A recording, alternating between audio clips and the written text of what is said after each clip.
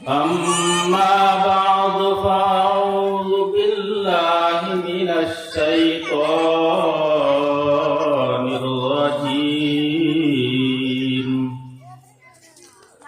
بسم الله الرحمن الرحيم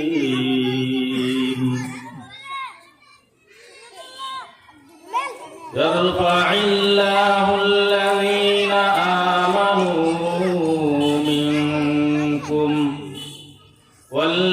والذين أوتوا العلم درجات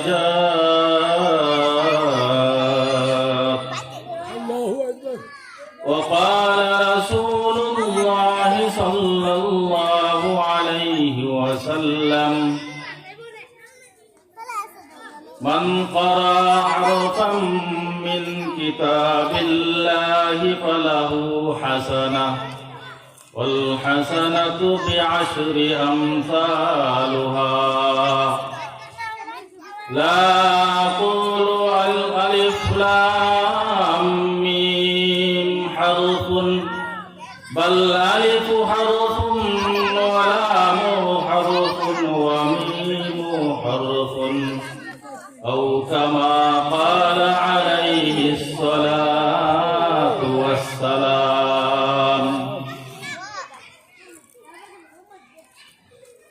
बता हमको तेरे राह किस तरफ है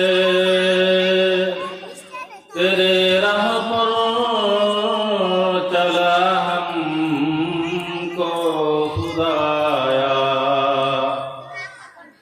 बुजुर्गी की नहीं हमको जरूरत गुलाम अपना बना हमको खुदाया आज हजरत फातिमातुज ज़हरा कौमी महिला মাদ্রাসার উদ্যোগে ইসলামী মহাসম্মেলনের সম্মানিত সভাপতি সাহেব দিগারে উলামায়ে কিরাম মুরব্বিয়ানে ইজাম দিনদার তৌহিদি জনতা পর্দার আলের মা ও বোনেরা আল্লাহ রাব্বুল আলামিন এই পৃথিবীতে আমাদেরকে প্রেরণ করেছেন আল্লাহ রাব্বুল আলামিনের উপর ঈমান আনার জন্য আল্লাহ পাক রাব্বুল আলামিনের বিধিবিধান পালন করার জন্য এইজন্য একজন মানুষ সে ঈমানদার যদি হইতে চায় হওয়ার পর তার সর্বপ্রথম তার উপরে কোরআন হাদিস অনুযায়ী কিছু বিধিবিধান আছে এই বিধিবিধান পালন করতে হয় আর এই বিধিবিধান পালন করতে হলে কি করতে হবে কোরআন হাদিসের জ্ঞান অর্জন করতে হবে এইজন্য আমাদের নবী মুহাম্মদুর রাসূলুল্লাহ সাল্লাল্লাহু আলাইহি ওয়াসাল্লাম তিনি নবী হওয়ার পরে সর্বপ্রথম আমাদের নবী মুহাম্মদুর রাসূলুল্লাহ সাল্লাল্লাহু আলাইহি ওয়াসাল্লামের উপর যে আয়াত নাযিল হলো সেটা হলো ইকরা হে নবী আপনি পড়ুন নবী করিম সাল্লাল্লাহু আলাইহি সাল্লামের উপর সর্বপ্রথম যে আয়াত নাযিল হলো সেটা হলো পড়ো অর্থাৎ আপনি নবী হয়েছেন আপনার উম্মতরা তারা ঈমানদার হবে তারা ঈমানদার হলে তাদের উপর বিধিবিধান আসবে এই বিধিবিধানগুলি পালন করতে হলে সর্বপ্রথম তাদেরকে জ্ঞান অর্জন করতে হবে তাদেরকে ইলম শিক্ষা করতে হবে এইজন্য ইলম শিক্ষা যদি না করা হয় তাহলে বিধিবিধান পালন করতে পারবে না এইজন্য সর্বপ্রথম আল্লাহ পাক রব্বুল আলামিন আমাদের নবীর উপর আয়াত নাযিল করলেন যে ইকরা হে নবী আপনি পড়ুন সুবহানাল্লাহ অর্থাৎ প্রত্যেকটা মুমিন মুসলমানের জন্য নামাজ রোজা হজ যাকাত এগুলি পালন করতে হলে সর্বপ্রথম কি করতে হবে আমাদেরকে পড়তে হবে এরকম নামাজ কিভাবে আদায় করতে হবে রোজা কিভাবে আদায় করতে হবে হজ যাকাত এইগুলা কিভাবে আদায় করতে হবে আমাদের আদায় করার বিধিবিধান জানতে হবে আর জানতে হলে কি করতে হবে আমাদের মাদ্রাসায় মসজিদে লেখাপড়া করে আমাদের জ্ঞান অর্জন করতে হবে এইজন্য আমাদের নবী মুহাম্মদুর রাসূলুল্লাহ সাল্লাল্লাহু আলাইহি ওয়াসাল্লামের উপর সর্বপ্রথম আল্লাহ রাব্বুল আলামিন আয়াত নাযিল করলেন, ইকরা বিসমি রাব্বিকাল্লাযী খালাক। হে নবী, আপনি ওই প্রভুর নামে পড়ুন যে প্রভু আপনাকে সৃষ্টি করেছে। সুবহানাল্লাহ। এই আয়াত যখন সর্বপ্রথম আমাদের নবী মুহাম্মদুর রাসূলুল্লাহর উপর নাযিল হয়, হযরত জিবরাইল আলাইহিস সালাম আয়েশা বললেন, ইকরা, হে নবী আপনি পড়ুন। তখন আমাদের নবী বলেছিলেন কি, মা না বিকারিন, আমি তো পড়তে জানি না। আল্লাহ। দ্বিতীয়বারে আবার হযরত জিবরাইল আলাইহিস সালাতু ওয়াস সালাম বললেন, ইকরা, হে নবী আপনি পড়ুন। তখনও দ্বিতীয়বারও নবী বললেন, আমি মা না বিকারিন, আমি পড়তে জানি না। কারণ নবী করিম সাল্লাল্লাহু আলাইহি সাল্লাম চিন্তা করতেছেন যে হযরত জিবরাইল আলাইহিস সালাম বলতেছেন পড়ুন পড়ুন, আমি কি পড়ব? যখন জিবরাইল আলাইহিস সালাম বললেন, ইকরা বিসমি রাব্বিকাল্লাযী খালাক, হে নবী আপনি ওই আল্লাহ রাব্বুল আলামিনের নামে পড়ুন যে আল্লাহ রাব্বুল আলামিন আপনাকে সৃষ্টি করেছেন।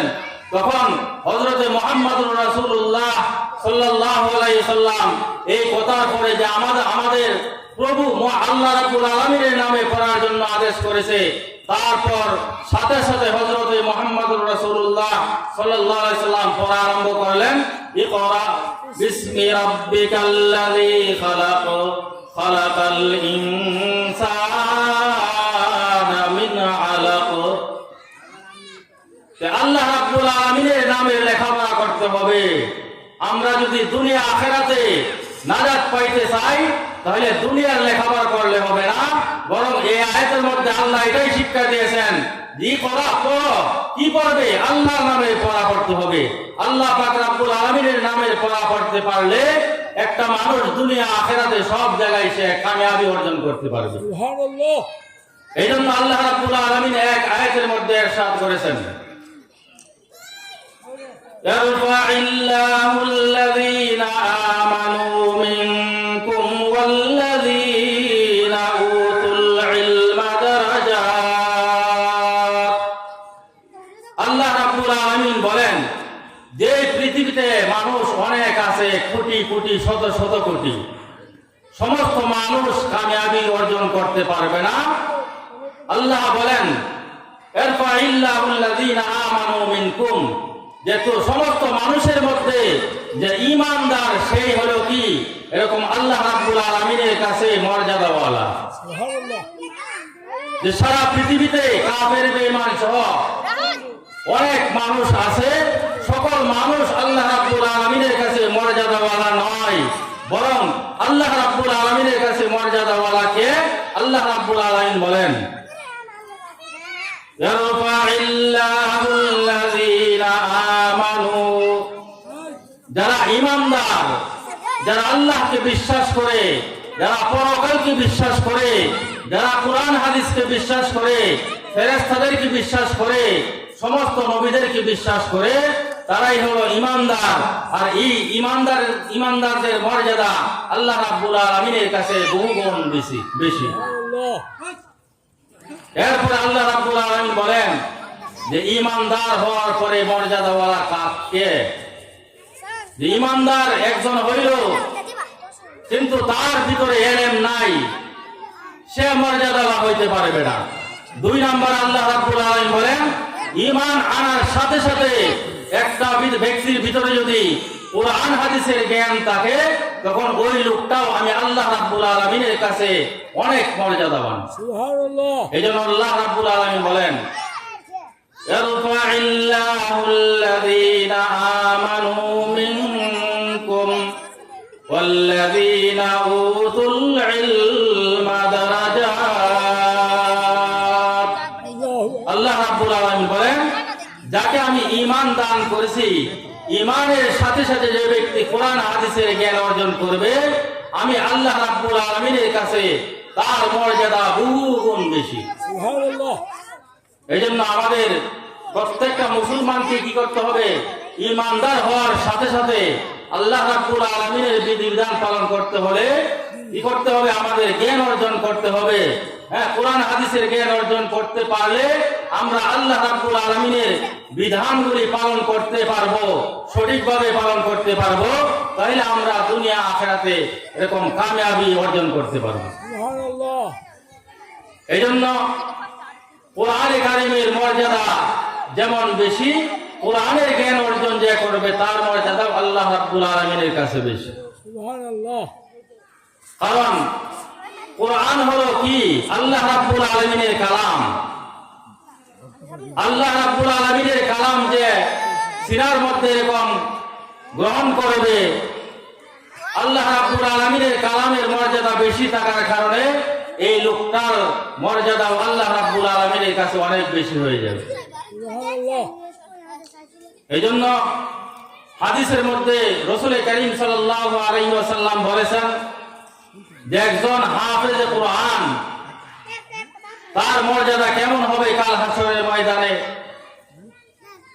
যে ওই হাফেজে কোরআনের মা বাবাকে আল্লাহ রাব্বুল আলামিন এরকম মুকুট পরাইবেন, আর একজন হাফেজে কোরআনের মাধ্যমে আল্লাহ রাব্বুল আলামিন 10 জন জাহান্নামী ব্যক্তিকে সুপারিশ করে এরকম জান্নাতে নেওয়ার ব্যবস্থা করবেন। সুবহানাল্লাহ।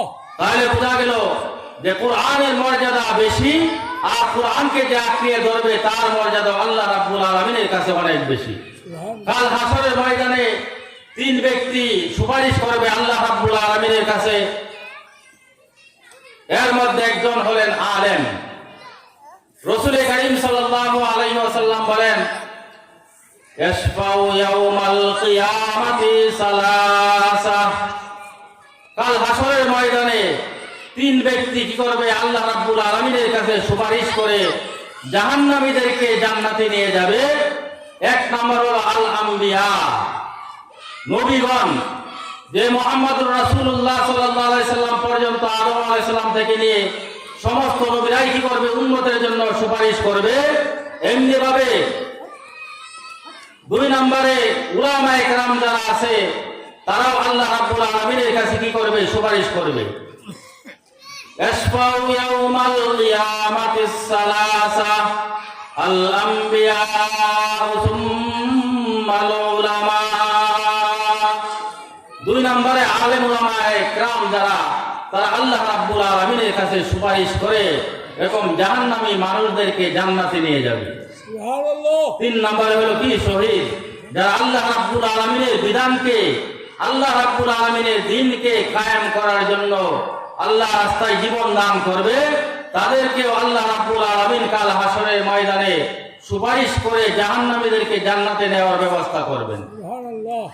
এজন্য আমরা যেন কোরআন হাদিসের জ্ঞান অর্জন করতে পারি, কোরআন হাদিসের জ্ঞান অর্জন করে আমরা যেন এরকম আল্লাহ রাব্বুল আলামিনের কাছে প্রিয় হইতে পারি। এজন্য আমরা চেষ্টা করব হাক্কানি উলামায়ে কেরাম যারা আছে, মাদ্রাসা আছে, তাদের সাথে আমরা কি করব? সম্পর্ক রাখবো। সম্পর্ক রাখতে পারলে আমরা যদি কোরআন হাদিস অনুযায়ী আমল করতে পারি, তাহলে দুনিয়া আখিরাত আপনা আমার জন্য কি হবে? উজ্জ্বল হয়ে যাবে। সুবহানাল্লাহ। কারণ একজন মানুষ মৃত্যুবরণ করার পরে একজন মানুষের মাথার কাছে আল্লাহ রাব্বুল আলামিন কোরআনকে সাথী বানায় দিবেন। এই জন্য আমরা যদি কোরআনের সাথে সম্পর্ক রাখতে পারি, তাহলে কাল হাসরের ময়দানে এই কোরআনে কারিম আমাদের জন্য সুপারিশ করবে।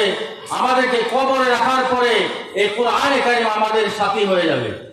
এই জন্য রাসূল করিম সাল্লাল্লাহু আলাইহি সাল্লাম বলেন,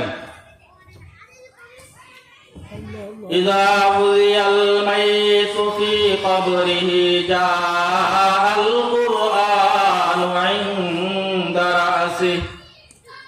যখন একজন মানুষকে কবরে রাখা হবে, তখন কোরআনে কারীম তার মাথার কাছে আইসা সাথী হয়ে যাবে। সুবহানাল্লাহ। ইযা উযিয়াল মাইতু ফি কবরিহি জাআল কুরআনু ইনদা রাসিহি। হ্যাঁ, মানুষের মাথার কাছে কবরের মধ্যে এরকম কোরআন কারীম সাথী হয়ে পাহারা দিতে থাকবে। এই জন্য আমরা যেন কোরআন হাদিসের জ্ঞান অর্জন করতে পারি, আমরা যেন মসজিদ মাদ্রাসার সাথে সম্পর্ক রাখতে পারি, বিশেষ করে হক্কানি উলামায়ে কেরামদের সাথে আমরা সম্পর্ক রাখতে পারি। কারণ আমরা দুনিয়াতে চিরকাল থাকতে পারবো না, আমরা এক সময় এই দুনিয়া ছেড়ে আখিরাতে চলে যাইতে হবে। আর আখিরাতে চলে যাইতে হলে কি করতে হবে? কোরআনকে আমাদের সাথী বানাইতে হবে এবং উলামায়ে কেরামের এরকম সাজেশন অনুযায়ী আমাদের জিন্দেগি যাপন করতে হবে। তাহলে আমরা দুনিয়া আখিরাতে সর্ব জায়গায় এরকম কামিয়াবি অর্জন করতে পারবো। এরকম অল্প কিছু কথা বলেছি, সময় বেশি নাই, না আজানের টাইম হয়ে গেছে। এরকম খুতবার মধ্যে কিছু আলোচনা করছিলাম, এগুলাও হয়ে গেছে, সব আলোচনা করা সম্ভব নয়। ইনশাআল্লাহ আল্লাহ রাব্বুল আলামিন তৌফিক দান করলে ইনশাআল্লাহ ভবিষ্যতে বলার জন্য চেষ্টা করব। ওমা তৌফিক ইল্লা বিল্লাহ। আল্লাহ রাব্বুল আলামিন যে সমস্ত কথা বলেছি আমরা সবাই যেন আমল করতে পারি, আল্লাহ রাব্বুল আলামিন আমাদের সবাইকে তৌফিক দান করুন। ওয়া আখির দাওয়ানা আনিল হামদুলিল্লাহি রাব্বিল আলামিন। আসসালামু আলাইকুম ওয়া রাহমাতুল্লাহি ওয়া বারাকাতুহু।